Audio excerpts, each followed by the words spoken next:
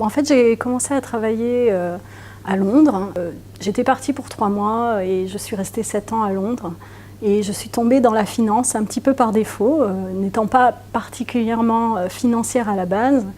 En fait, ce qui était bien, c'est que dès le début, j'ai allié ma préférence qui était le contact.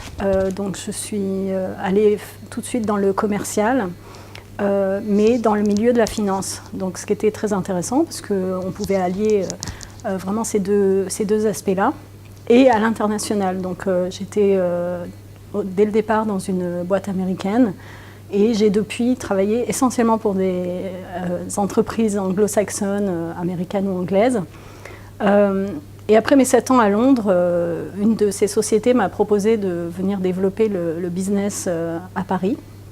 Donc je suis revenue en France en 2000 pour venir dans cette grosse structure dans la finance, toujours, l'information financière, pour vraiment fonder toute une activité de business development. Au départ, toute seule. Donc les premières années, j'étais beaucoup en déplacement à l'étranger, sur les marchés européens. Et puis, j'ai petit à petit monté une équipe. Et sur les, je dirais, 15 ans qui ont suivi, j'ai développé cette équipe de zéro, jusqu'à avoir une équipe d'une vingtaine de commerciaux sur 3 pays. Ayant fait un petit peu, vraiment un très beau parcours dans cette société, où je suis toujours aujourd'hui, j'ai pris un tournant un petit peu dans la société et j'ai postulé à un poste plus international encore.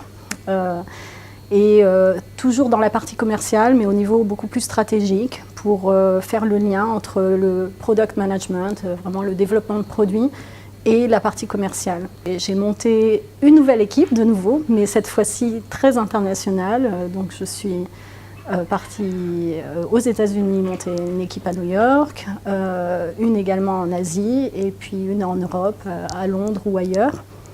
Et voilà, ça a été un nouveau départ dans la même structure, mais vraiment avec un esprit un petit peu entrepreneurial qui m'a bien plu. Voilà.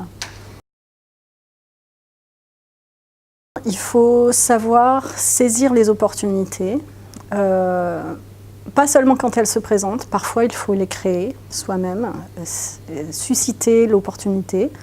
Ça peut être au détour d'une conversation, d'un networking, d'une rencontre. Et surtout, je pense qu'il ne faut pas hésiter à aller de l'avant et se dire pourquoi pas moi à ce moment-là, et se baser sur ses compétences et ses valeurs.